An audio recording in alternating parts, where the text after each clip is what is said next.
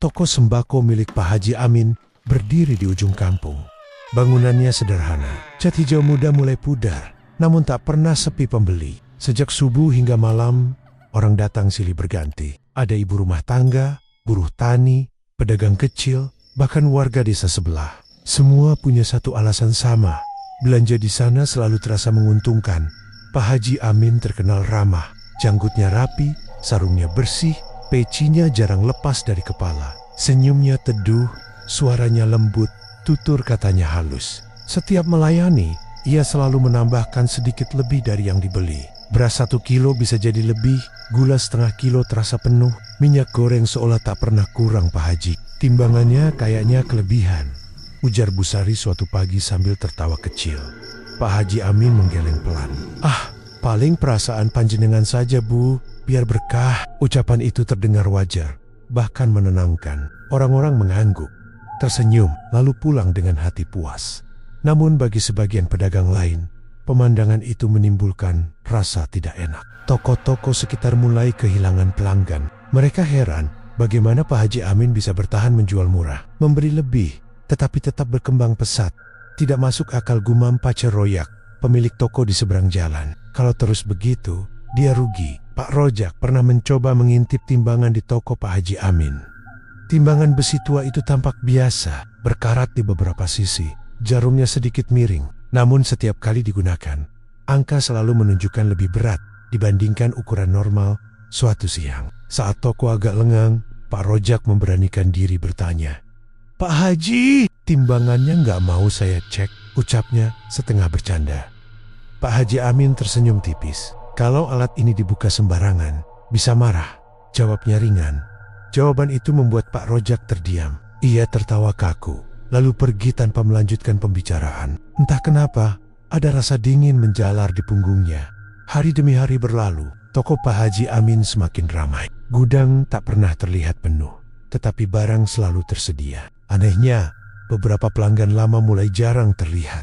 Ada yang sakit mendadak, ada yang meninggal tanpa sebab jelas, ada pula yang pindah tanpa pamit.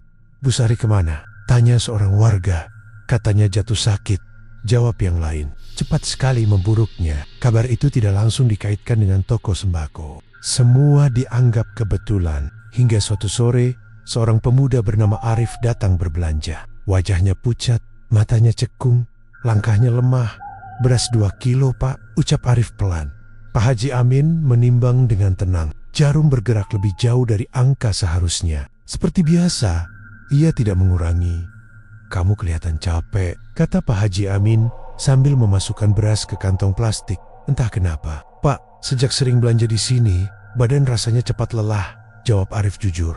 Tangan Pak Haji Amin berhenti sejenak. Senyumnya tidak hilang, tetapi matanya tampak kosong sesaat. "Mungkin kurang istirahat," katanya singkat. Arif mengangguk, membayar, lalu pergi. Saat punggung pemuda itu menjauh, jarum timbangan bergerak sendiri, bergetar pelan, seolah menimbang sesuatu yang tak terlihat. Malam harinya, Pak Haji Amin menutup toko lebih lambat dari biasanya. Setelah pintu digembok, ia berdiri lama di depan timbangan. Lampu temaram memantulkan bayangan di lantai. Perlahan, ia meletakkan tangannya di atas besi dingin itu. "Cukup," bisiknya lirih. Jarum bergerak naik, meski tak ada barang di atasnya. Angka terus bertambah, berhenti di satu titik. Bayangan di lantai terlihat lebih berat, lebih pekat, seolah menekan permukaan. Pak Haji Amin menarik napas panjang. Wajahnya tampak letih, jauh berbeda dari sosok ramah di siang hari. "Besok saja," katanya pada timbangan. Suaranya nyaris seperti permohonan. Jarum bergetar halus, lalu kembali ke posisi awal. Namun bayangan di lantai tidak sepenuhnya kembali seperti semula. Ada bagian yang seakan tertinggal, memanjang, lalu menyatu kembali dengan tubuhnya. Di luar toko, angin malam berembus pelan. Tak ada yang tahu setiap kelebihan timbangan yang membuat pelanggan tersenyum. Perlahan mengambil sesuatu yang jauh lebih berharga dari sekadar barang belanjaan. Dan Pak Haji Amin, meski tampak paling diuntungkan, mulai merasakan satu hal yang tak bisa ia hitung lagi. Sisa waktunya sendiri. Sejak kejadian malam bersama timbangan itu, Pak Haji Amin mulai sering terbangun sebelum azan subuh. Dadanya terasa sesak, napasnya pendek, seperti baru saja berlari jauh. Saat bercermin, kerutan di wajahnya tampak bertambah. Padahal ia yakin sehari sebelumnya belum sedalam itu. Rambut di pelipis semakin memutih. Cuma capek, gumamnya, mencoba menenangkan diri. Pagi tetap berjalan seperti biasa. Pintu toko dibuka, karung beras ditata, minyak goreng disusun rapi. Warga kembali berdatangan. Senyum Pak Haji Amin masih sama, namun sorot matanya sering kosong, seolah pikirannya tertinggal di tempat lain. Seorang nenek bernama Mak Rinem membeli gula pasir. Tangannya gemetar saat menerima kantong plastik. "Pak Haji baik sekali," ucapnya lirih. "Selalu dilebihkan." Pak Haji Amin hanya mengangguk. Saat nenek itu melangkah pergi, langkahnya terlihat lebih tertatih dibanding saat datang. Tidak ada yang menyadari perubahan kecil itu, kecuali timbangan yang kembali bergetar pelan. Di sisi lain kampung, Pak Rojak semakin gelisah. 2 pelanggan tetapnya meninggal dalam waktu berdekatan. Keduanya dikenal sering belanja di toko Pak Haji Amin. Rasa curiga berubah menjadi ketakutan. "Ini bukan kebetulan," katanya pada istrinya. "Ada yang tidak beres." Malam hari, Pak Rojak memutuskan mengamati toko itu dari jauh. Lampu masih menyala meski jam menunjukkan lewat tengah malam. Tidak ada suara, tetapi bayangan di dalam tampak bergerak. Saat Pak Haji Amin keluar membawa sapu, Pak Rojak memberanikan diri mendekat. "Pak Haji, belum tidur?" sapa Pak Rojak. Pak Haji Amin terkejut sesaat, lalu tersenyum. "Belum, Pak. Ada yang perlu dibereskan. Kok kelihatan pucat?" tanya Pak Rojak hati-hati. "Usia," jawab Pak Haji Amin singkat. Jawaban itu membuat suasana canggung. Pak Rojak ingin bertanya lebih jauh, tetapi lidahnya keluh. Ada rasa aneh menekan dadanya, seperti peringatan untuk tidak melangkah lebih dekat. Keesokan harinya, kabar duka kembali terdengar. Arif, pemuda yang membeli beras 2 hari lalu, ditemukan meninggal di kamar kosnya. Tidak ada luka, tidak ada penyakit jelas. Dokter hanya menyebut kelelahan parah. Berita itu menyebar cepat. Beberapa warga mulai menghubungkan satu kejadian dengan lainnya. Polanya terlalu rapi untuk diabaikan.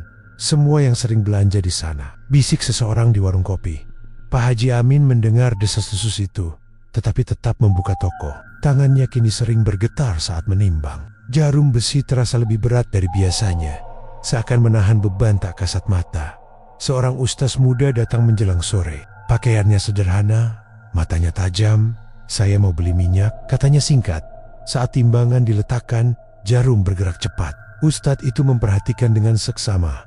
"Pak Haji," ucapnya pelan, "pernah merasa kehilangan sesuatu akhir-akhir ini?" Pak Haji Amin menelan ludah. "Maksudnya, waktu mungkin," lanjut Ustadz itu. Udara di dalam toko terasa dingin. Pak Haji Amin memalingkan wajah, pura-pura sibuk membungkus barang. "Semua orang kehilangan waktu," jawabnya datar. Ustadz itu tidak memaksa. Ia membayar, lalu pergi sambil meninggalkan satu kalimat yang membuat tangan Pak Haji Amin membeku hati-hati dengan apa yang ditambah, karena selalu ada yang diambil. Malam datang lebih cepat dari biasanya. Pak Haji Amin duduk sendirian di depan timbangan. Napasnya berat, keringat dingin mengalir di pelipis. "Berhenti," katanya tegas. Jarum tidak bergerak. Justru bayangan di lantai tampak memanjang, lebih tinggi dari tubuhnya sendiri. Ada suara samar, seperti bisikan banyak orang, bercampur menjadi satu. Belum lunas, Pak Haji Amin menutup mata. Dalam kepalanya terlintas wajah-wajah pelanggan lama senu mereka, langkah mereka yang kini telah berhenti. Ia sadar, setiap kelebihan yang ia berikan bukan sekadar kebaikan. Ia mencoba menarik kembali tangannya, namun terasa berat. Seolah sesuatu menahan dari dalam besi itu, menuntut bagian terakhir. Di luar, angin malam membawa kabar duka lain. Sementara di dalam toko, Pak Haji Amin mulai menghitung sisa hari yang tak pernah ia sadari telah dicuri sedikit demi sedikit. Pagi itu, Pak Haji Amin nyaris tidak sanggup bangun dari dipan. Persendiannya terasa kaku, tulang seperti diperas dari dalam. Ketika kakinya menyentuh lantai, pandangannya berkunang, napasnya terputus-putus. Ia duduk lama, menunggu dunia berhenti berputar. Di cermin, wajahnya tampak asing. Kulit mengendur, mata cekung, sorotnya redup. Ia mengangkat tangan, memperhatikan urat yang menonjol jelas, seperti milik orang jauh lebih tua. "Ini terlalu cepat," bisiknya. Langkah menuju toko terasa panjang. Pintu kayu berderit saat dibuka. Aroma beras, gula dan debu bercampur dengan bau besi tua. Timbangan masih di tempatnya, diam, seolah tidak pernah terjadi apa-apa. Namun bayangan di lantai tidak langsung menyatu dengan tubuhnya. Jeda, sepersekian detik terlalu lama. Pak Haji Amin berhenti berjalan. "Jangan mulai," katanya lirih. Bayangan itu bergerak terlambat, mengikuti dengan sudut yang sedikit berbeda. Pak Haji Amin menelan ludah.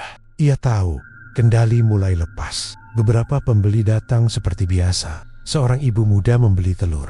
Seorang bapak tua meminta minyak goreng. Pak Haji Amin melayani dengan gerakan pelan, menahan gemetar. "Pak Haji, sakit?" tanya si Aib. "Kurang tidur," jawabnya singkat. Saat telur ditimbang, jarum bergerak sendiri melewati batas. Pak Haji Amin mencoba menekan, tetapi besi itu seperti melawan. "Cukup," ucapnya lebih keras. Jarum berhenti mendadak. Ibu itu tidak menyadari apapun. Ia tersenyum, membayar, lalu pergi. Saat melangkah keluar, rambutnya tampak lebih kusam, pundaknya sedikit turun. Siang menjelang, tubuh Pak Haji Amin semakin lemah. Setiap transaksi terasa menguras tenaga. Ia seperti membagi-bagikan potongan dirinya tanpa bisa menolak. Menjelang sore, ustaz muda yang kemarin datang kembali. Kali ini ia tidak membeli apa-apa. "Saya ingin bicara," katanya. Pak Haji Amin mempersilakan duduk. Kursi kayu berderak saat diduduki. Udara terasa berat. "Perjanjian itu sudah terlalu dalam," ujar ustaz tersebut pelan. "Kalau diteruskan, Bapak tidak akan habis mati." "Bapak akan habis." Ada. Pak Haji Amin tertawa kecil, getir. "Saya sudah tahu risikonya." "Lalu kenapa wajah Bapak penuh penyesalan?" Pertanyaan itu menusuk. Pak Haji Amin menunduk. Untuk pertama kalinya, ia tidak menjawab. Maghrib tiba. Ustadz itu pamit. Setelah berpesan singkat, "Masih ada satu cara, tapi menyakitkan." Setelah azan terakhir berlalu, toko ditutup lebih awal. Pak Haji Amin berdiri sendirian, menatap timbangan. Lampu bergoyang pelan. Bayangan di lantai kembali bergerak tak sinkron. "Kau mulai berani," katanya. Bayangan itu berhenti, lalu perlahan mengangkat tangan, meniru gerakan manusia yang sedang menimbang. Padahal Pak Haji Amin diam. Ada suara muncul dari arah lantai. Berat, berlapis, seperti banyak tenggorokan berbicara bersamaan. "Komilapa." Pak Haji Amin memejamkan mata. Ingatannya melayang pada malam bertahun lalu saat ia kehilangan segalanya. Saat ia menyentuh besi ini untuk pertama kali. Saat janji dibuat tanpa membaca syarat akhir. "Aku sudah memberi banyak," katanya parau. "Belum lunas," suara itu menjawab. Tiba-tiba bayangan memanjang, terpisah dari kakinya. Sosok hitam berdiri di hadapannya, tanpa wajah jelas, tetapi memiliki bentuk menyerupai dirinya di masa muda. Pak Haji Amin mundur tertatih. "Kembalikan," katanya. "Ambil aku saja." Sosok itu mendekat. Udara menjadi dingin. Napas Pak Haji Amin tersengal. "Masih ada yang lebih berharga," bisik suara itu. Cahaya lampu meredup. Pak Haji Amin jatuh berlutut. Ia sadar, selama ini bukan timbangan yang menimbang barang, melainkan hidupnya sendiri. Dan kini, sisa yang tertinggal hampir tidak cukup untuk ditawar. Di luar, malam semakin pekat. Toko sembako itu berdiri sunyi, menyimpan rahasia yang segera menuntut harga terakhir.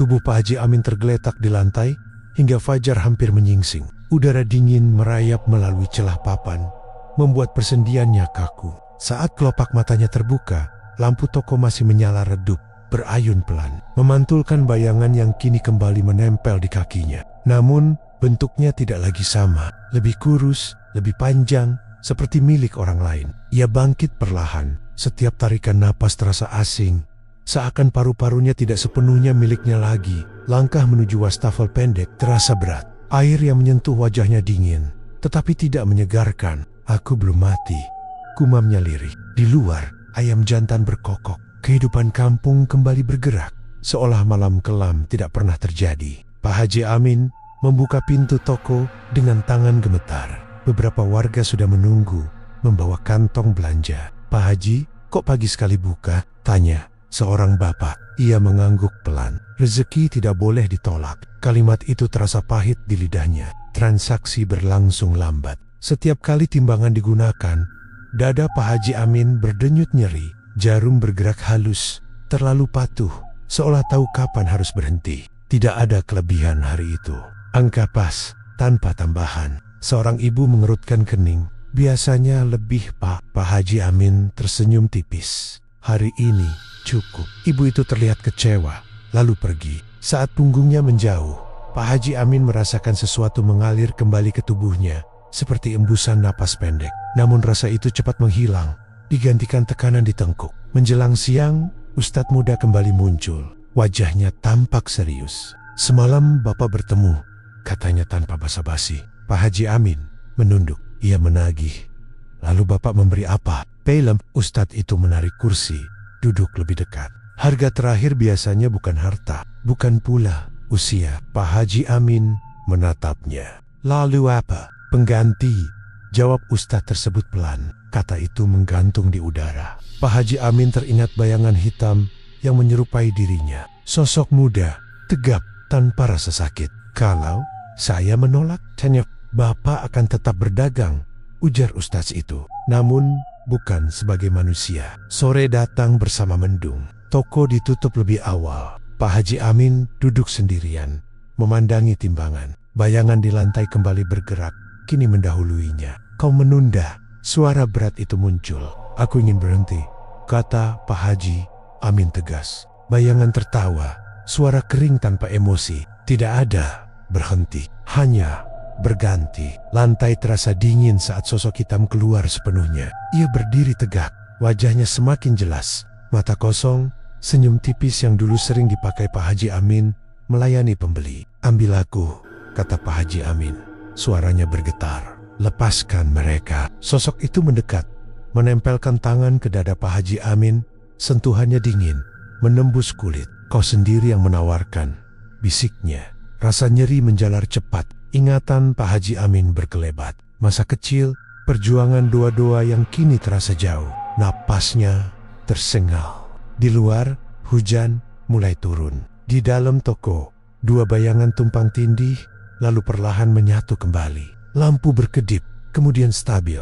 Sesaat kemudian, Pak Haji Amin berdiri tegak. Wajahnya tampak lebih segar, kerutan berkurang, tubuhnya ringan. Ia tersenyum ke arah timbangan. "Besok kita buka lebih pagi," katanya tenang. Di lantai, tidak ada lagi bayangan yang tertinggal. Hanya satu sosok berdiri di tengah toko, siap melayani siapapun. Dengan senyum yang kini terasa terlalu sempurna dan harga yang tak pernah tertulis di papan manapun. Pagi itu toko sembako kembali ramai, bahkan lebih sibuk dari biasanya. Pak Haji Amin berdiri di balik meja kayu, dengan postur tegap. Gerakannya ringan, senyumnya rapi. Tidak ada lagi tangan gemetar, tidak ada napas tersengal. Dari luar, ia tampak seperti sosok lama yang sehat kembali. Namun ada sesuatu yang berubah, meski sulit dijelaskan. Tatapannya terlalu tenang, seperti permukaan air yang tidak pernah beriak. Pak Haji kelihatan segar, ucap Bu Sari yang lama tak terlihat. "Entah sejak kapan ia kembali." "Alhamdulillah," jawab Pak Haji Amin singkat. Saat beras ditimbang, jarum berhenti tepat di angka pas. Tidak kurang, tidak lebih.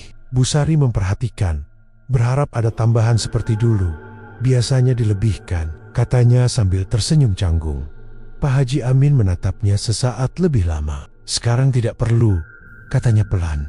Nada itu membuat Bu Sari terdiam. Ia membayar dan pergi tanpa berkata apa-apa. Di langkah ketiganya, ia berhenti sejenak, menoleh ke belakang, lalu menggeleng pelan seolah menepis perasaan aneh. Pak Rojak mengamati dari seberang jalan. Sejak pagi ia memperhatikan, mencoba menemukan tanda-tanda keganjilan. Wajah Pak Haji Amin memang terlihat sama, tetapi caranya berdiri, caranya diam, terasa berbeda. "Orang bisa sembuh," gumam Pak Roya, mencoba menenangkan diri. Menjelang siang, Ustadz muda datang lagi. Kali ini ia berdiri lama di depan toko, tidak langsung masuk. Tatapannya tajam, seolah menimbang sesuatu yang tak kasat mata. "Pak Haji," sapanya akhirnya. "Iya," jawab sosok itu cepat. Ustadz tersebut mengernyit. "Bapak tidak lelah?" "Kenapa harus?" balas Pak Haji Amin sambil tersenyum. Senyum itu membuat dada Ustadz terasa berat. Tidak ada kehangatan di sana, hanya bentuk yang sempurna. "Perjanjian sudah dibayar," lanjut Pak Haji Amin, seolah menjawab pertanyaan yang tidak diucapkan. "Dengan apa?" tanya Ustadz itu pelan. "Dengan yang bersedia," jawabnya singkat.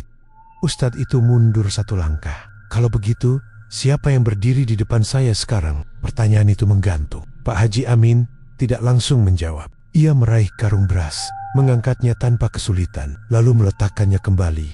Saya, katanya akhirnya. Jawaban itu tidak meyakinkan siapapun. Hari-hari berikutnya berjalan aneh. Tidak ada lagi pelanggan jatuh sakit mendadak. Tidak ada kabar kematian. Namun suasana kampung terasa hambar. Orang-orang datang, membeli, lalu pulang tanpa perasaan lega seperti dulu. Beberapa pelanggan lama mulai berhenti datang. Mereka tidak bisa menjelaskan alasannya.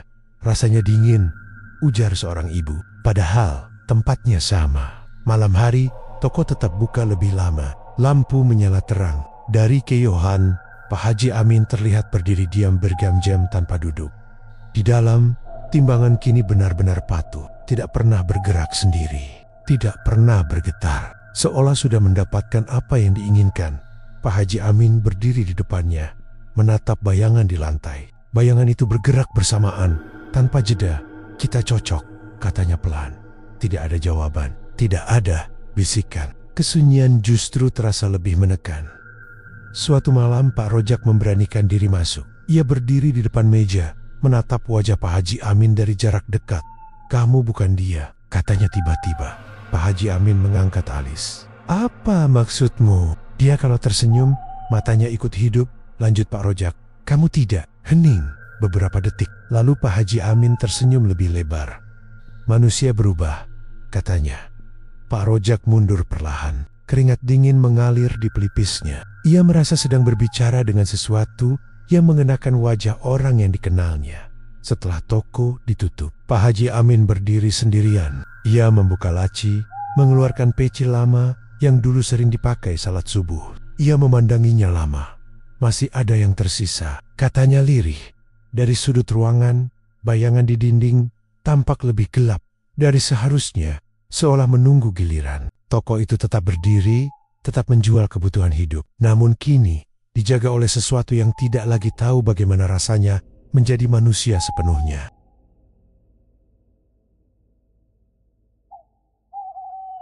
Hari-hari berlalu dengan irama ganjil. Toko sembako tetap buka seperti biasa, tetapi suasananya berubah menjadi sunyi yang sulit dijelaskan.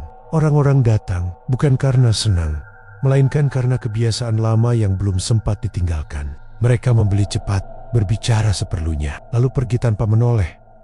Pak Haji Amin berdiri di balik meja dengan wajah tenang. Geraknya presisi, seperti sudah dihafalkan berulang kali. Setiap kantong plastik terikat rapi, setiap hitungan uang tepat. Tidak ada kesalahan, tidak ada emosi. Namun di dalam kepalanya, sesuatu mulai terkelupas. Saat seorang bocah membeli mie instan, Pak Haji Amin tiba-tiba berhenti bergerak. Ia menatap wajah anak itu lama sekali. Kamu siapa? Tanyanya datar. Bocah tersebut bingung. Saya, pelanggan Pak. Pak Haji Amin mengangguk pelan, seolah baru ingat fungsi keberadaannya. Ambil saja, katanya sambil menyerahkan barang. Bocah itu pergi sambil menoleh berkali-kali, merasa sedang diperhatikan oleh mata yang tidak berkedip. Menjelang sore, Pak Haji Amin duduk sendiri. Untuk pertama kalinya sejak kesembuhan itu, ia merasa lelah. Bukan pada tubuh, melainkan di kepala. Kenangan datang dan pergi tanpa urutan. Wajah istrinya muncul sekilas, lalu menghilang sebelum namanya sempat diingat. Siapa namamu? Bisiknya pada dirinya sendiri. Tidak ada jawaban. Malam hari, Ustadz muda kembali datang. Kali ini wajahnya terlihat muram. Ia tidak membawa senyum, tidak pula basi-basi. Bapak mulai lupa, katanya langsung. Pak Haji Amin menatapnya. Lupa apa? Alasan bapak dulu berdoa, jawab Ustadz itu. Hening menggantung. Lampu toko berpendar lembut, memantulkan dua sosok dengan jarak tipis di antara mereka. Saya tidak perlu doa, kata Pak Haji Amin pelan. Semua berjalan baik. Baik untuk siapa? Tanya Ustadz tersebut. Pertanyaan itu tidak dijawab. Pak Haji Amin justru menoleh ke arah timbangan. Besi tua itu tampak kusam, namun memancarkan kilau samar sejak perjanjian diselesaikan. Timbangan tidak lagi bergerak sendiri. Namun malam itu, jarumnya bergetar halus, seolah merespons percakapan. Kau mulai goyah. Suara berat muncul dari dalam kepala Pak Haji Amin. Bukan dari ruangan. Aku masih berdiri, balasnya lirih. Kau berdiri karena aku. Ustadz muda merasakan hawa dingin menyelimuti ruangan. Ia mundur satu langkah. Bapak, bukan lagi yang dulu, katanya tegas. Kalau diteruskan, Yang tersisa hanya cangkang. Pak Haji Amin tertawa kecil. Suara itu terdengar asing di telinganya sendiri. Cangkang masih bisa berdagang. Ustadz itu menggeleng, tapi tidak bisa menyesal. Kata terakhir itu menggema lama setelah Ustadz pergi. Pak Haji Amin berdiri sendirian, memandang rak-rek penuh barang. Setiap kemasan terlihat sama. Tidak ada makna, hanya fungsi. Saat pintu ditutup, bayangan di lantai muncul jelas. Tidak lagi menunggu perintah. Ia bergerak lebih dulu, berjalan mendahului langkah Pak Haji Amin. "Jangan terlalu jauh," katanya pelan. Bayangan berhenti, lalu menoleh tanpa wajah. "Kau yang meminta digantikan." Rasa sakit singkat menusuk kepala Pak Haji Amin. Potongan ingatan luruh seperti debu. Ia berpegangan pada meja agar tidak jatuh. "Aku ingin mengingat," ucapnya terbata. "Ingatan adalah beban," jawab suara itu. "Kau sudah menukarnya." Lampu berkedip. Sekilas sosok Pak Haji Amin tua terlihat di pantulan kaca. Dengan mata penuh takut. Lalu bayangan itu lenyap. Digantikan wajah tenang tanpa riak. Keesokan paginya, seorang pelanggan lama menyapa. "Pak Haji, masih ingat saya?" Pak Haji Amin menatapnya lama, mencoba mencari sesuatu di kepalanya. Tidak ada yang muncul. "Maaf," katanya akhirnya. "Kita pernah bertemu?" Wajah pelanggan itu berubah sedih. Ia mengangguk pelan, lalu pergi tanpa membeli apapun. Pak Haji Amin berdiri diam, merasakan rongga kosong di dalam dadanya. Ada sesuatu yang hilang, namun ia tidak tahu apa namanya. Dan di sudut ruangan, timbangan berdiri bisu. Seolah puas melihat manusia perlahan menjadi benda yang hanya tahu satu tugas, melayani, tanpa jiwa, tanpa ingatan, tanpa akhir yang jelas.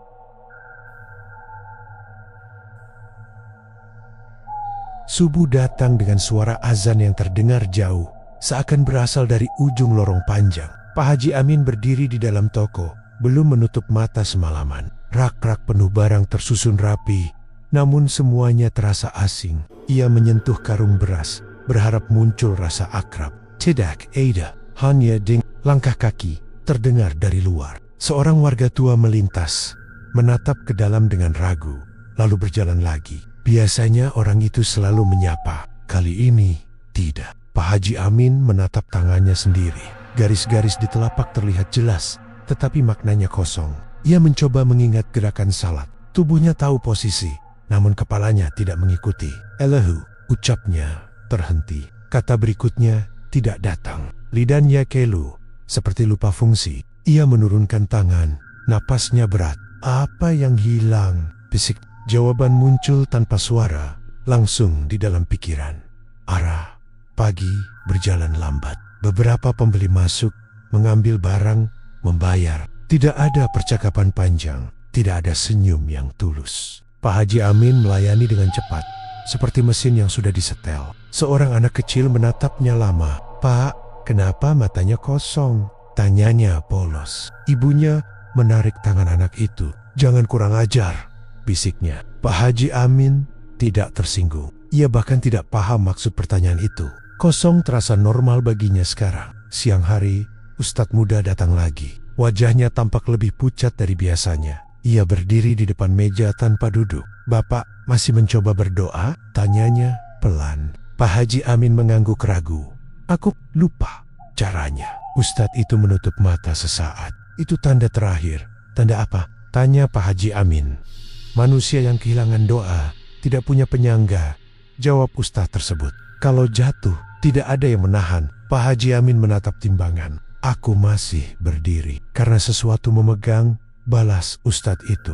"Bukan karena kaki bapak." Hening mengisi ruangan. Debu berputar pelan di cahaya matahari. Pak Haji Amin merasa ada tekanan di belakang punggungnya, seperti tangan tak terlihat. "Kalau aku mau kembali?" tanyanya tiba-tiba. Ustadz itu membuka mata. "Masih ada satu jalan. Berat, menyakitkan. Apapun," kata Pak Haji Amin cepat. "Kau harus melepaskan fungsi," ujar ustadz tersebut. "Berhenti berdagang, menutup tempat ini, membiarkan yang menahanmu kelaparan." Pak Haji Amin terdiam. Pandangannya beralih ke rak-rak, ke timbangan, ke pintu. Semua itu adalah alasan keberadaannya sekarang. "Kalau aku tutup," katanya pelan.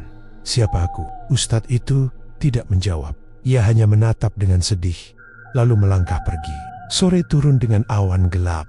Pak Haji Amin berdiri lama di depan pintu toko, memegang gembok. Tangannya gemetar ringan. Bayangan di lantai bergerak lebih dulu, seolah tidak sabar. "Jangan!" Suara berat itu muncul lagi. "Tanpa ini, kau tidak ada. Aku ingin kembali," jawab Pak Haji Amin lirih. "Kembali?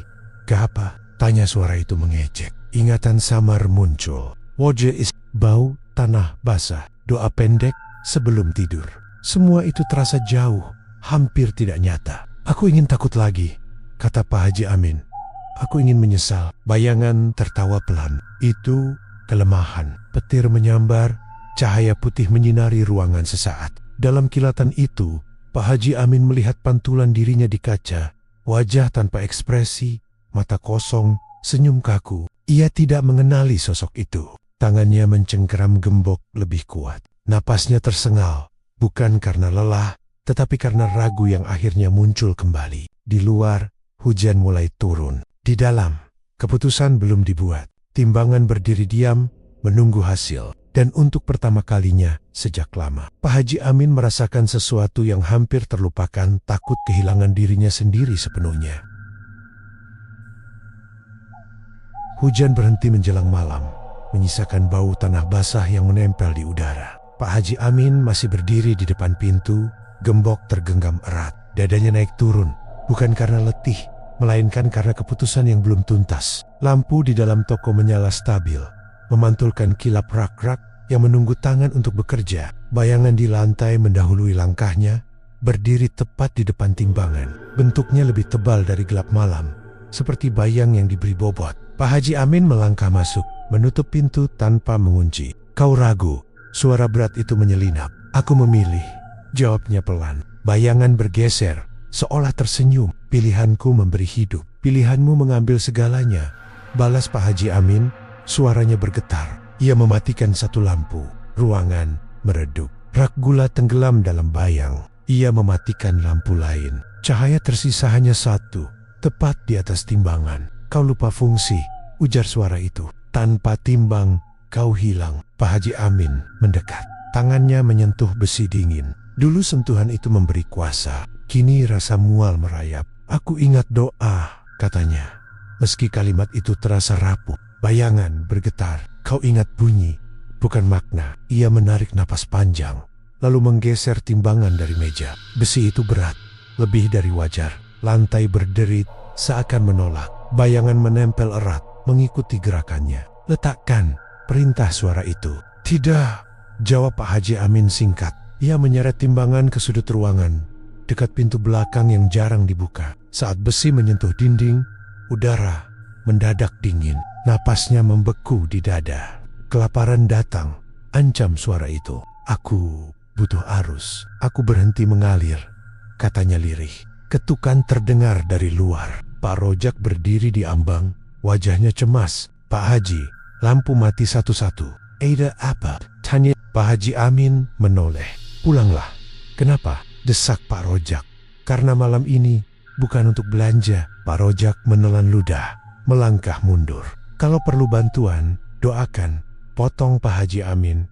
Pintu tertutup. Hening kembali menyelimuti. Bayangan bergerak cepat, memanjang, menutup jalan. "Kau menutup pintu," suara itu meninggi. "Aku buka dari dalam." Pak Haji Amin berlutut, kepalanya berdenyut. Ingatan kecil muncul.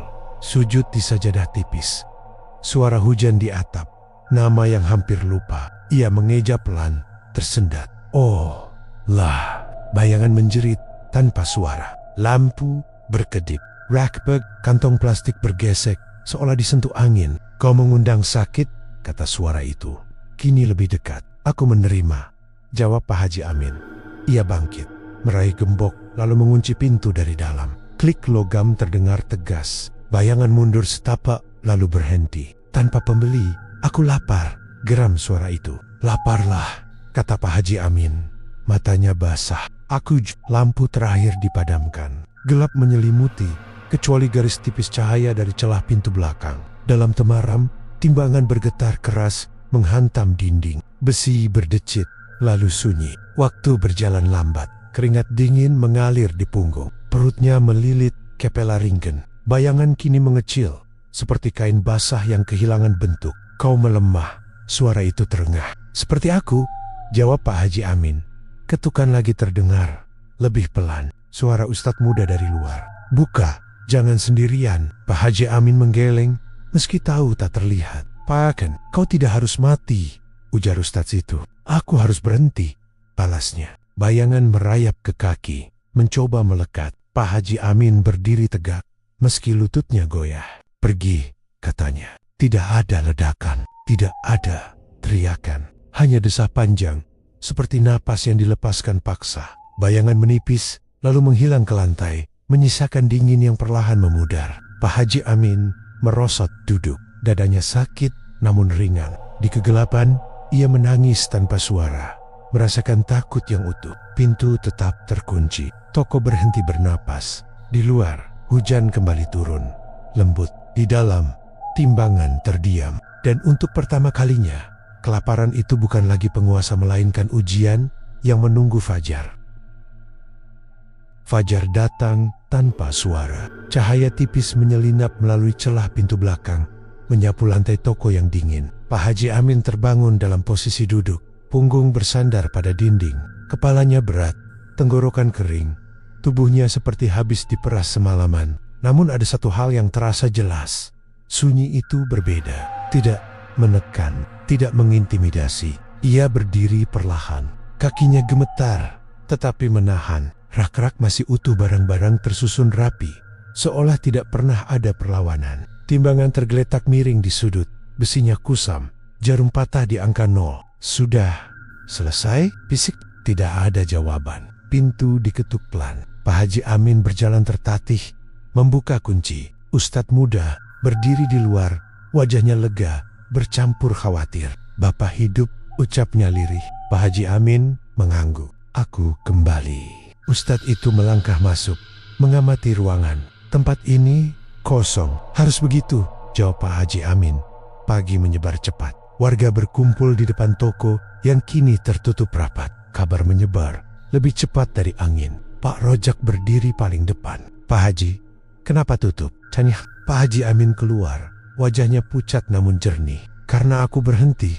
Berhenti dagang? Sela seseorang. Berhenti menukar. Jawabnya singkat. Orang-orang saling pandang, tidak mengerti. Namun ada yang merasakan perbedaan. Udara terasa lebih ringan. Hari-hari berikutnya menjadi masa pemulihan yang sunyi. Pak Haji Amin tidak lagi berdiri di balik meja. Ia membersihkan toko, mengosongkan rak, membagikan sisa barang kepada tetangga tanpa timbangan, tanpa hitungan. Ambil saja, katanya pada seorang ibu. Tidak ada harga. Ibu itu terisak. Kenapa sekarang? Karena sekarang aku ingat, jawabnya pelan. Tubuh Pak Haji Amin menua cepat. Rambutnya memutih dalam hitungan minggu. Punggungnya membungkuk, namun sorot matanya hidup kembali. Ia mulai salat di rumah, terbata, sering lupa urutan, tetapi setiap sujud terasa penuh. Suatu malam, ia duduk di lantai toko yang kini kosong. Ustadz muda menemaninya. Apa masih ada sisa? Tanya Ustadz itu. Pak Haji Amin tersenyum tipis. Selalu ada. Lampu berpendar pelan. Bayangan di lantai muncul samar, kecil, tidak berbentuk, tidak menakutkan. Hanya seperti noda gelap. Kau belum lunas, bisik suara lemah. Pak Haji Amin menunduk. Aku tahu apa yang tersisa? Tanya Ustadz itu. Waktu, jawabnya. Hari demi hari.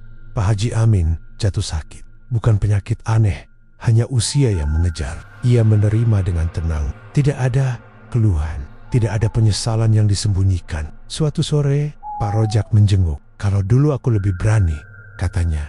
Mungkin semua tidak sejauh ini. Pak Haji Amin tersenyum. Kalau dulu aku lebih takut, mungkin aku tidak belajar. Malam terakhir datang tanpa drama. Hujan turun pelan. Pak Haji Amin berbaring, napasnya teratur namun pendek. Ustadz muda duduk di sampingnya. Apa? Bapak menyesal? Tanya. Pak Haji Amin memejamkan mata. Menyesal, itu rahmat. Aku bersyukur masih bisa merasakannya. Bayangan di sudut ruangan menghilang sepenuhnya. Tidak ada tuntutan, tidak ada kelaparan. Hanya sisa waktu yang dihabiskan dengan sadar. Saat napas terakhir terlepas, kampung itu sunyi. Tidak ada jeritan, tidak ada tanda aneh. Hanya toko kosong di ujung jalan.